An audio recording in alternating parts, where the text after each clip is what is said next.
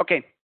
And my talk is going to be around the 3 topics. I was asked to talk about a few words about the Delta Center I'm working for.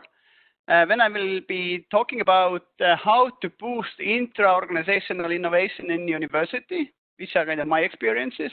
And finally, a few words about and examples about university startups and how to boost the development of this sector within the university. I'm economist by my background. I have doctoral degree in economist, and I've studied in a few different countries, including Finland, Denmark, a long time in the UK, and a little bit in Singapore. The Delta Center itself is written that studies, research, and innovation. It is exactly studies, research, and innovation, and it's one of the biggest centers in that field in Northern Europe, at least.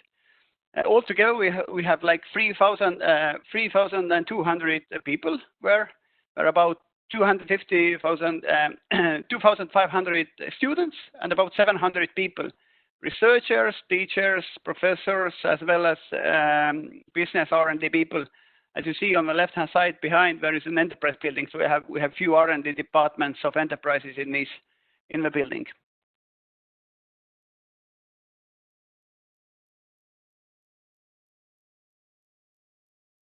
Now, if you want to read more, what's the Delta Center? Go to our Facebook page, for example, UniTartu Delta, or go to delta.ut.ee, and you will get more about what we are and how we think and what's unique in that center.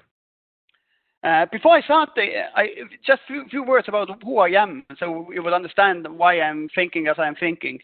On the top-hand side, you see the universities I have been taking part of, mostly during my doctoral studies.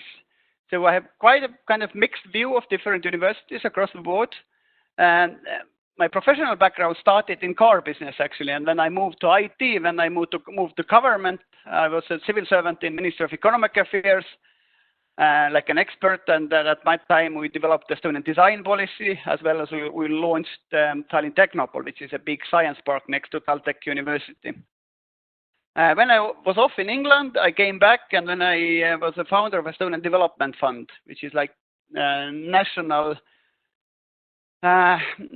foresight unit, as well as venture capital fund. And the venture capital arm, what we had, it was called Smart Cap, and we did like pari passu investments to different technology companies with scalable business potential growing out from Estonia. So the only limit we had actually 2 limits. First, the company should be Estonian by nature and then like in Estonian registers, as well as we had to bring in always external capital. So if we wanted to invest 1 million euros, then there had to be additional 1 million coming from the private side and under similar conditions.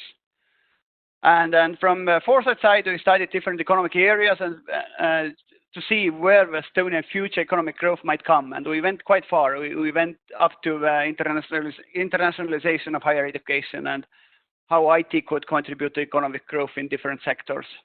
So exports of medical services, for example. So we studied different areas. So we had like 2 sides. And we also founded few NGOs during that time. One was Finance Estonia, which is like public-private sector cooperation platform. And then SVCA, which is Estonian Venture Capital and Private Equity Association. But now for like last 5 years about, I have been working mostly with 2 things. S-Corp is my own consultancy company. I'm trying to sell what I know and share my experiences. And then SCULT, which is started to be my hobby, but now it's my work as well. It's the International Sport Volunteers Organization. So we connect the sport events and volunteers internationally. And the Delta Center, as I said, actually I'm currently working for the Delta Center for 1 year. My task was the center was almost ready, but I'm one of the few people actually who is responsible for the whole sector, the center, because the center has different departments and each of them have their own leadership. And now we have few people who are responsible for the whole, like not the building, but the center and the ideology of what the Delta Center is. But I will be talking about the center itself. So the Delta story. The Delta name comes from that it's like a triangle. Delta is from mathematics, from IT, etc. It's a meaning. We are next to the river, so river Delta as well. So the name Delta was like a natural to put to that building. but as I said, it's not just a building, it's what's inside of it and how the parts of inside it are cooperating with each other, and also how how Delta affects the university as a whole, because I mean, we can saying that about 1/5 of the students of the university are in this building. But now going back to the theory a bit, how to change universities and big organizations, then I would, it's just a metaphor, but if we are thinking of a university as a big ship, and to turn a big ship, it takes you a few kilometers, or actually tens of kilometers to turn a big ship. But what we typically see at the university, in different universities, is that if there is popping up a new topic, then a small center is developed. And we have endless number of these centers, you know, which are not critical enough to change something within the university, but they have a kind of convenient excuse that we have also something in this field. And so we have these tiny centers, many of them at different universities, but in reality, are they changing the university?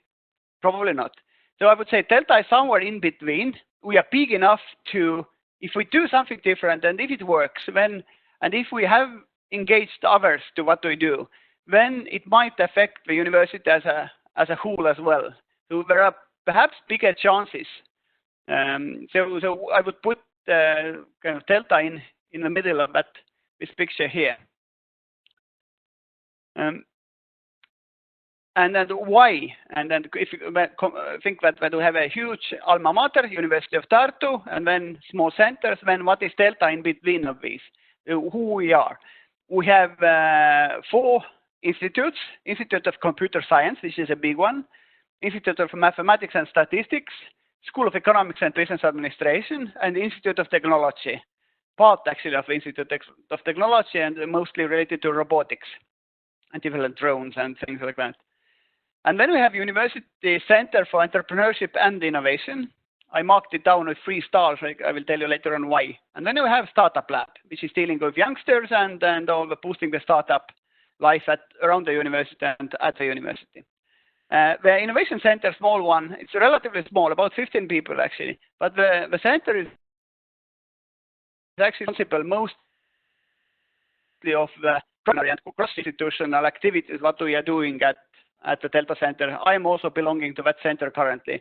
Initially, I was under the rectorate directly, but now I am within that center, and the center is somehow kind of responsible for community building inside and around the Delta Center.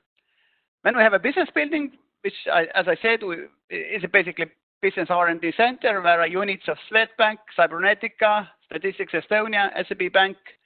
Tartu Science Park has an office where there is a software development center, STUC, and there is also incubation center of European Aeronautics Center. So this is all, which is the Delta Center, which is, you see on black here. And then the blue bars are the offices I am and we are cooperating quite like on a daily basis, like University Marketing and Communication Office, University Information Technology Office, but also University Real Estate Office.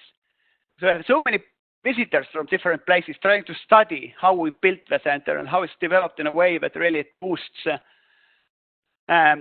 cooperation. For example, inside the enterprise building, we don't have a cafeteria. So meaning that all the business people need to come to the scientific building actually to have their lunches. Or we do have also a sauna in the building, but sauna is behind the offices of mathematics and statistics. So whether you understand mathematics and statistics or you know somebody from the department, then it's perhaps your access to go to the saunas. So the building is kind of built in a way also that it supports the cooperation between the units which are within the building. And then we have many external partners with whom we do different international activities. And the Delta Center is just in the city center. And we are surrounded by different entrepreneurial centers. So we are kind of in the middle of the game as well. And because of that, for example, we are hosting also big Tartu Startup Day, about 4,000 people annually. And then the Startup Days after party is on our garage level, which is ground zero. It's a huge space where you can do different happenings unless you put cars there. And then we have different interest groups, associations, etc., who are who are cooperating with us. So this is what the Delta in reality is. And now if you think about how to manage this type of entity, because each of these institutes and each of the organizations have their own management structure. But now how you do it cross-disciplinary, it's a sort of an exercise what I am going through. And from that angle, and because of that, Delta Center is, I would say it's a virtual organization. And that virtual organization means that we never can put all the activities and all the people into one unit, one center, one department. So we have to be figuring out what are the different tools and methods, how we cooperate cross-disciplinary and cross-institutes. And there are, from a scientific perspective, there are different layers of that virtual organization. It can take place at the work level. So I'm communicating with you in Ukraine. It can be happening at the teams level, and different project teams, for example, are virtual in our case. It can be done at the operational level, meaning that some of the activities are cross-institutional and virtually working. And it can be also organizational, virtual organizations. And so we are kind of a mix of all four. But I mean, and the Corona shows quite well, I mean, what happens if you close down the building. And as we worked as it before already, like a force majeure, but we had to work because we are not in one institution, in one department. It was a bit easier for us actually when the Corona came to continue working and continue to prepare big projects, etc. And now, as I said, that Delta is not just so that's why we're calling Delta. It's more like a community, value-based community, and all people who have been somehow related to Delta's activities are kind of part of the community. And including you, for example, you are listening to the seminar today, but if you go to UniTartu Delta Facebook page, put your like, and basically you're part of the community. You can be taking part of our activities. On 26th of May, we have big Delta Trends Day, perhaps, so different activities. So part of the community, and it's quite easy to become a part. It's not that you need to sign up somewhere, or we haven't done it, made it complicated. And also, I mean, what I put here, it's actually a working ad. It's in Estonian, sorry, but it's talking about that we're hiring Delta community manager. It's she, you know what, and Christy is her name, and she's already in place, and so we take this community very seriously. Now, there are different angles how you can unite the institution also. I mean, one is a problem-based view of things, or solution-based view. And solutions by nature are cross-disciplinary, meaning that you don't have a design problem, you don't have a technology problem, you don't have a marketing problem. You have a sort of a complex problem which can be solved only in case we put different competencies together. So this project-based, problem-based, solution-based view helps us in actually merging different departments that we have, or scientific institutions or institutes that we have. So, I mean, devil is in the details, but exactly, if you take like this type of project-based view, then it's slightly easier to motivate different departments to cooperate. Also, as we know, I mean, with T type of education, that you have to have certain competencies, deep competencies in, I don't know, mathematics and statistics, but you need to have different understandings of different other disciplines, but also capabilities of working with ICT, for example, etc. So, in the Delta Center, we try to develop both the deepness of or depthness of scientific knowledge, and then the spread and understanding of different disciplines surrounding it within Delta and externally. And also, if we're looking at the students, I mean, we have 2,500 students. In addition to give them scientific understanding of the world in around the topics that they are studying, we're trying to think also about, I mean, what are the skills they do need, whatever thing we are studying. And there are of course different type of lists, but one way of showing it, I mean, sense making, social intelligence, novel and adaptive thinking, cross-disciplinary, cross-cultural competencies, computational thinking, new media literacy, transdisciplinary, design mindset, the virtual cooperation. So these are the skills everybody needs. Doesn't matter what's your educational or scientific background. So we're trying to keep it in mind that these are the skills we need to give to the people as well who are studying. And for example, bringing them to different projects would help them to develop these different types of skills. For example, social skills, very important if you're talking about like engineers, for example. So we try to keep it in mind while you are developing the center. And also what we need to keep in mind, and you as well perhaps, is that it was already in 2014 when in the United States they said that there are 1/3 of the people in the workforce are actually freelancers, meaning that they are working for different projects, different activities. Some of them might bring in income, some of them might be voluntary. So people are sharing their time between different projects. And now first, what are the skills they need in order to manage your life like this? Time management skills, team building skills. So there are plenty of different skills what you need in order to manage your own freelancer's life. And as today, perhaps in some countries already half of the people are freelancers, then we can't overlook that. So meaning that whatever discipline you study, I mean, you have to be able in selling yourself and working as a freelancer.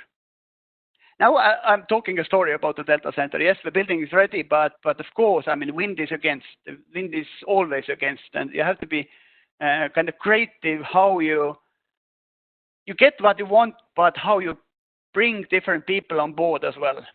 And in my case, what has helped me is that I have been working for voluntary sector, as I said, in the field of sport with my SCULT Foundation, but also before that, JCI and Young Entrepreneurs Network, or Let's Do It World, another T-shirt I'm wearing. It's the one day cleanup, global cleanup exercise.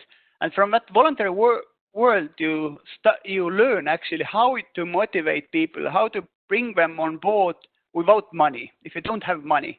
And now if you use the same tools within the university environment currently, for example, it helps you to motivate different people who are otherwise in different departments, but somehow they come to your team and they kind of help you in doing what you do. But of course, I mean, you want to get more done when you really in reality can be done. And also now suddenly we have this Corona, so 2 months off different activities what we planned. So we have to be ready for this type of force majeure as well. But it's, I would say it's interesting how to do this type of work as I'm doing with the Delta Center.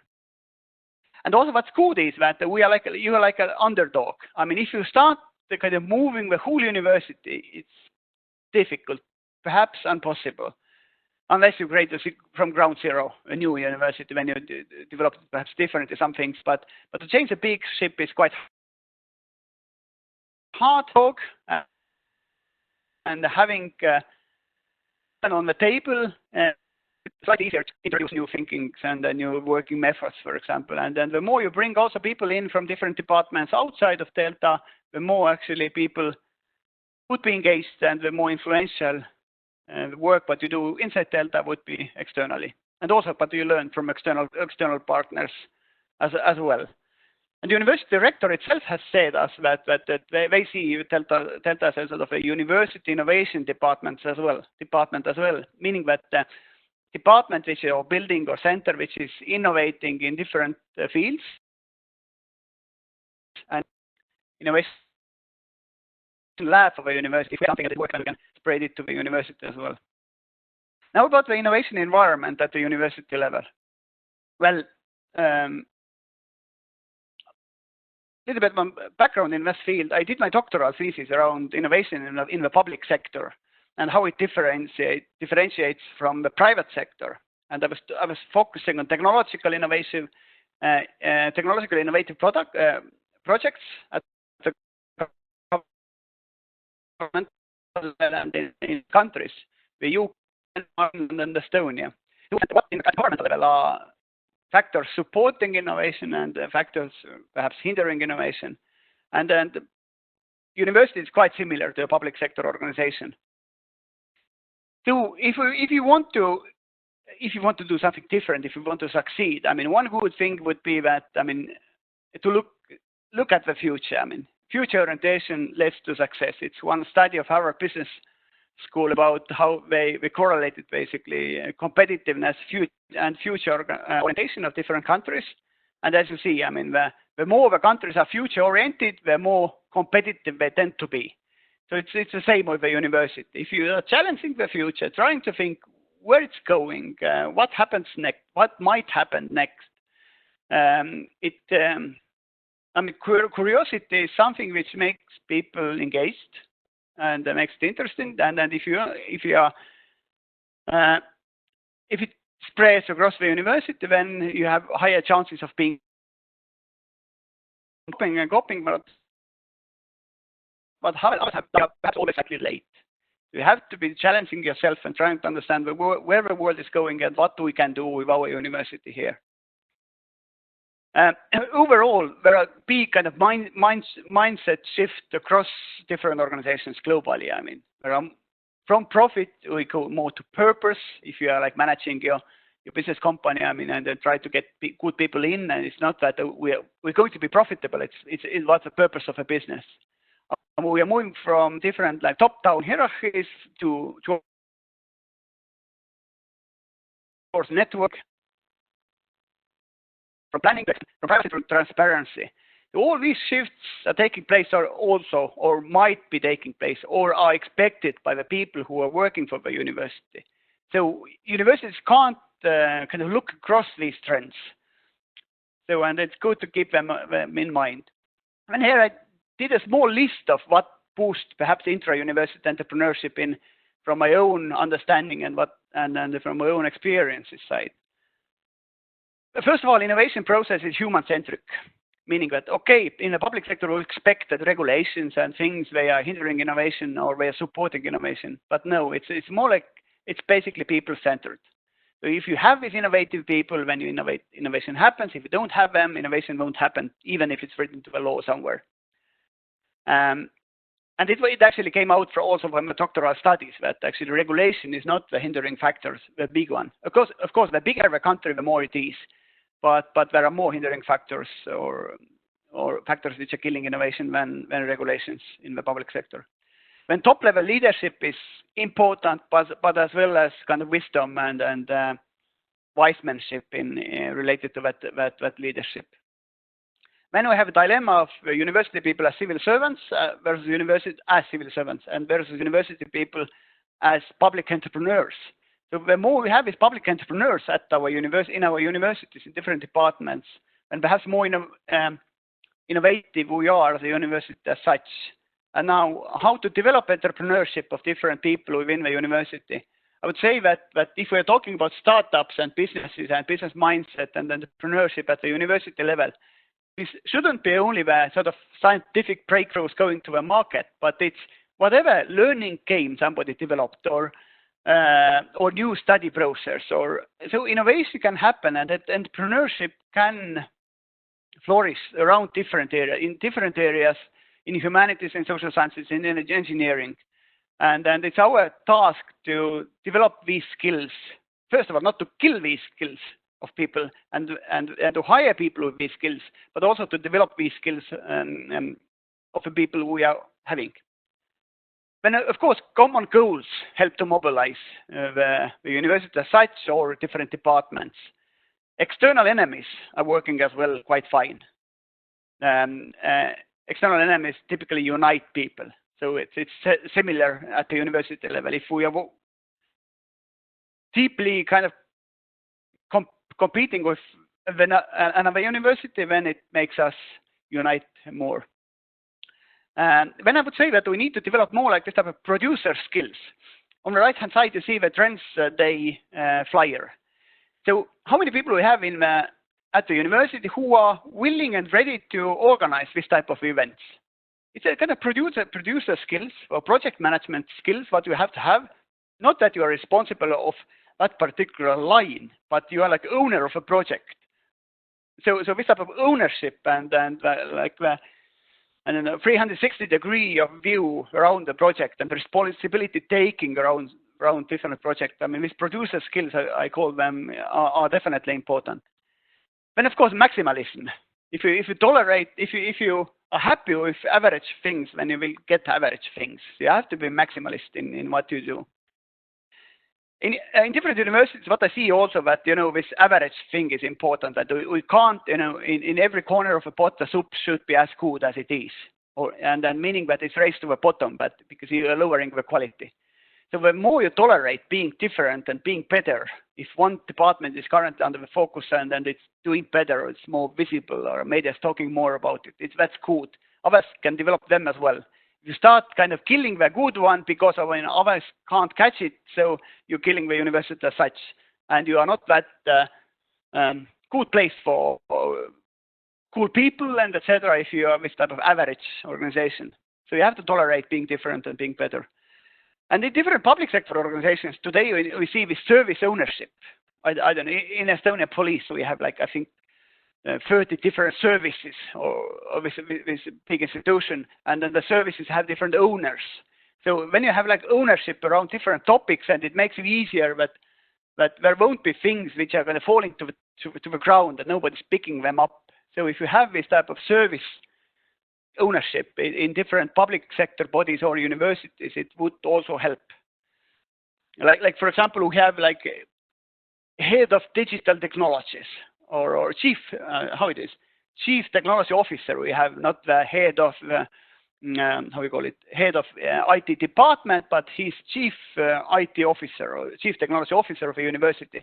So he has to look at all the databases that we have and all the different tools we are using for studies. So this would also work. So this is coming from my kind of personal experiences. Also, it's quite easier. I mean, this type of entrepreneurial mindset is quite easy to kill. And it's quite easy to kill. And if the people who are killing, they know that these entrepreneurs actually, they are not coming to organizations for their life. They come for 3 years, 5 years, 4 years. And many people think that they will overlive these people. And then when they're trying, whether they're ignoring them or they're clever people, they figure out how to kill entrepreneurship within your institution if they want. So somebody has been supporting these entrepreneurs as well, or at least there should be an understanding that these people, we need these people to develop our organization. Without that, these people, our institution won't be competitive in the long run, and we won't get these European projects, and we won't have money and entrepreneurial project, and the best students will go to the other university, etc. So in the long run, this entrepreneurship is definitely needed, but in the short run, it might be uncomfortable. And that's why it's quite easy to kill, and we see here and there how this entrepreneurial mindset is overlooked or ignored. From a theory, there is one way of looking at it, is a TROIKA model of innovation called. And it shows that you have to have like a top promoter of innovation, like the rector or vice rector. Then you have to have a process promoter who broadly understands how things might be done, has experiences from different universities, different areas, has connections, has a network, has story behind his experiences are supporting his ideas. And then you have to have like from a technical side as well, like it's the theory was developed around IT technology projects, but also at the technology or at the ground level, you have to have promoters and you have to have supporters. And if you have these promoters in all 3 levels, then and more than one perhaps, then the chances that the innovation will happen and has risks are tolerated, for example. If innovation is not pushed from top down, meaning that risks are also not tolerated. Even if you have innovators downstairs, I mean, if risks are not tolerated, they won't innovate. Here's also a theory, how much time do you have and how complicated is the issue that you are solving. I mean, if it's complex issue and no time, I mean, Corona came, it's basically crisis management. But when you have like more time and complex issue, then it's a leadership, how you lead the thing towards what you expect to get at the end of the day. And then if you have less time and simple issue, then it's process control. You can basically write the manual. And if you have more time management thing, but complex leadership, and we need to have these innovators, who are really leading these projects. And to finish this topic of a presentation, I would say there was a good study of Yves Doss and Mikko Kosonen, written about 5 years back, about strategic agility at the governmental level. Actually, they first wrote it for businesses, and then they kind of developed it towards the public sector as well. And what they say that if you want to be agile as an organization, or university, or company, or country, or person, then you have to have three different things. You have to have, they call it strategic sensitivity, basically intelligence, what's possible, where it's worth going, etc. Somebody has to know what should be done. Then you have to have collective commitment. Yes, we want to go there. And then you have to have resource fluidity or flexibility.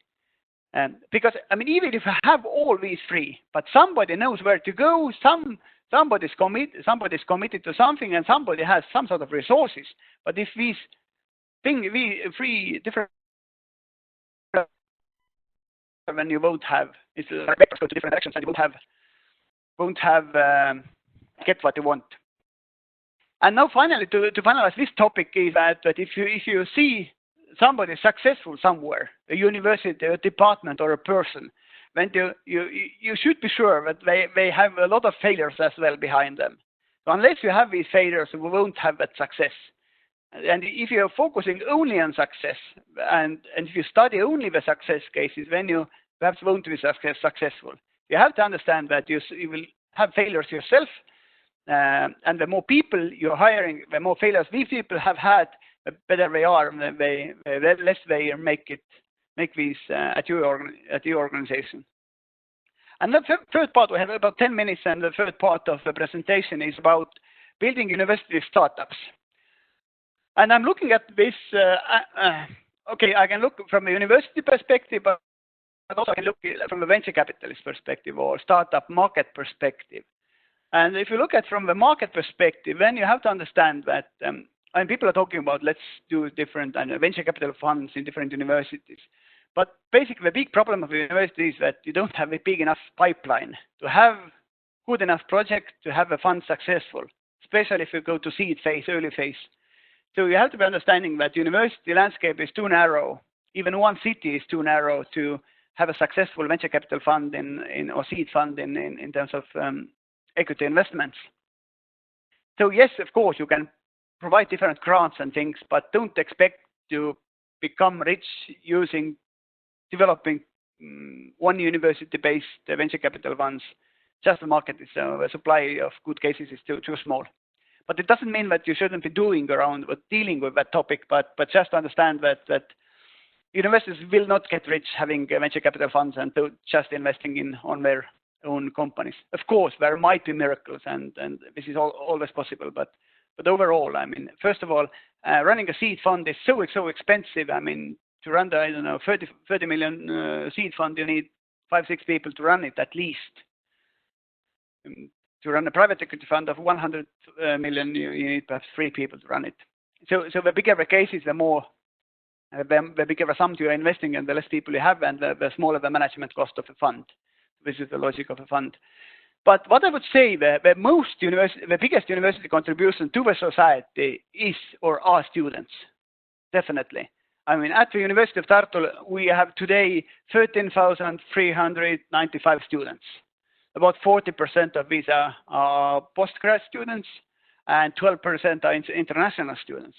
And from that 12%, 230 are from Russia, 132 are from Finland, and then 129 from Ukraine. And as my grandfather is from Ukraine, then you can add 1/4, but I'm not a student. But I do have a personal relationship to Ukraine as well. And then annually we have like 2,715 graduates.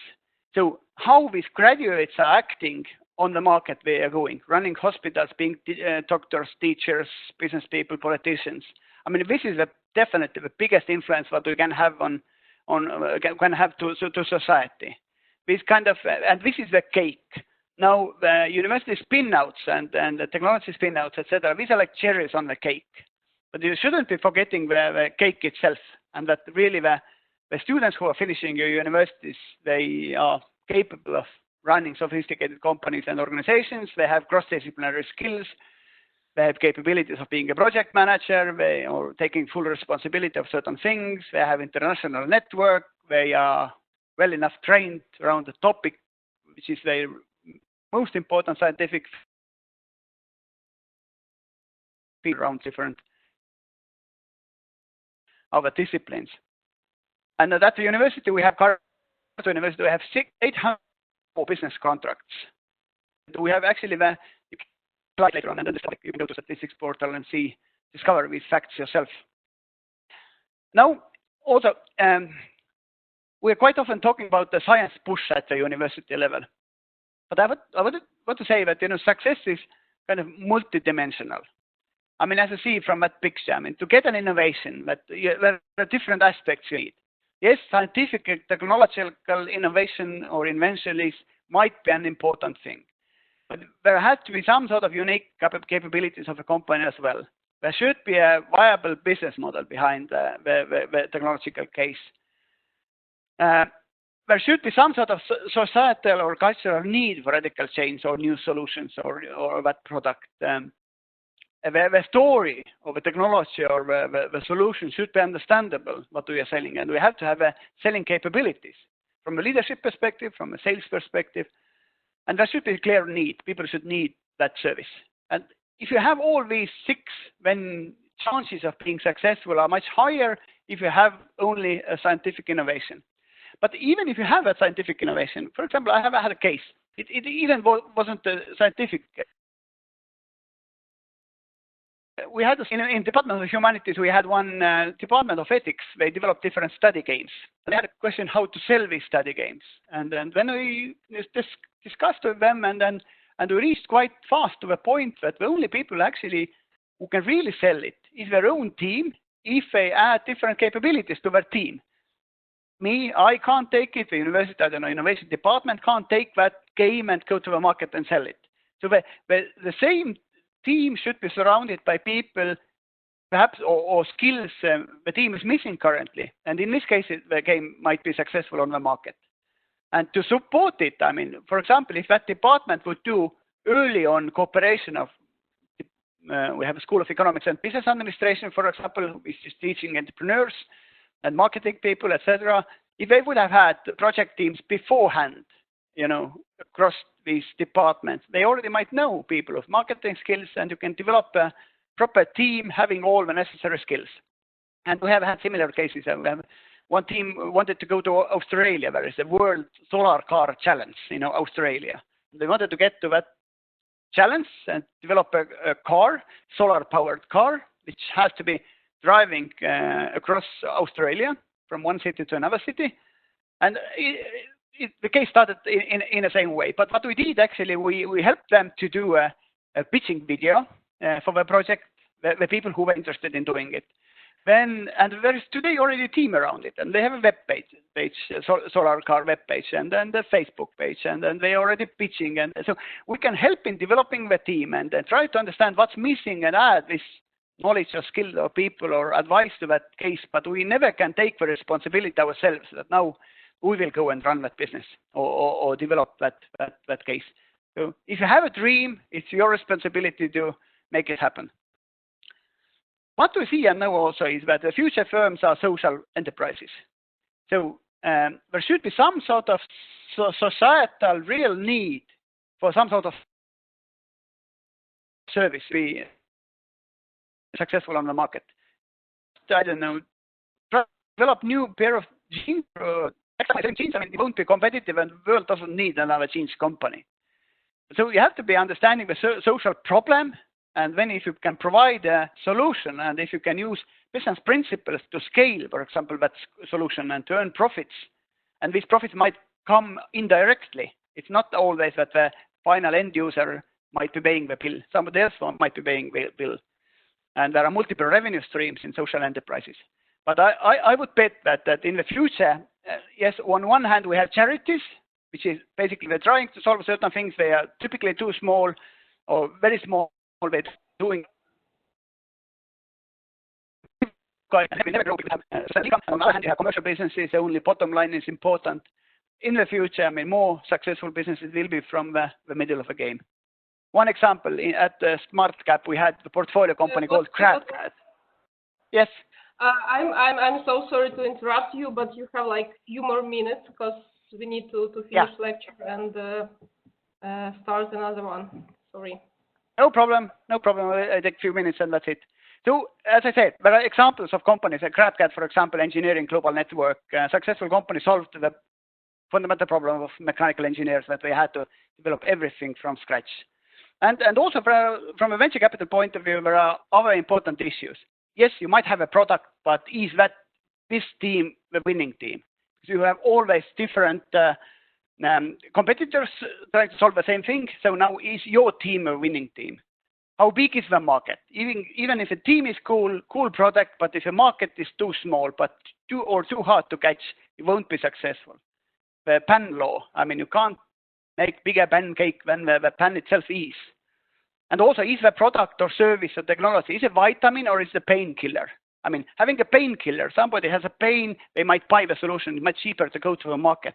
So this is always, if you have a scientific breakthrough, I mean, trying to figure out, is it a pain on the market that technology is solving, or is it a vitamin? Nice to have a thing, but quite hard to sell.